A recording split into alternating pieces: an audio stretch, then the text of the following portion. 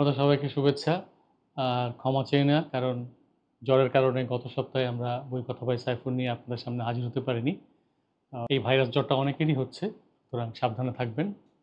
আসলে যেহেতু ১ সপ্তাহ আপনাদের সাথে কথা বলা হয়নি, তাই একটু অন্য ধরনের বই নিয়ে বরং কথা বলি।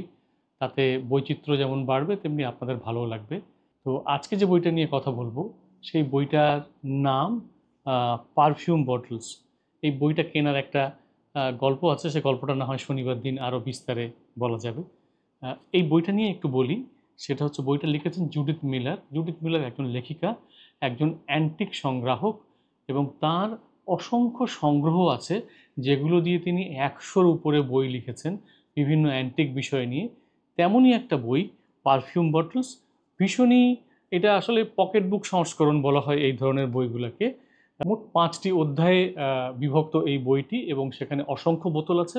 সেই বোতলগুলো অবশ্যই সবই পারফিউমের, এবং সেগুলো বিভিন্ন ব্র্যান্ড ছাড়াও অন্যান্য পারফিউমের বোতলও আছে, এবং এর ইতিহাস এবং ঐতিহ্য নিয়ে অনেক ধরনের মানে তথ্য তিনি এই বইতে সন্নিবেশ করার চেষ্টা করেছেন। এইটারই বিস্তারিত আলোচনা আমরা শনিবার দিন আপনাদের সাথে করব।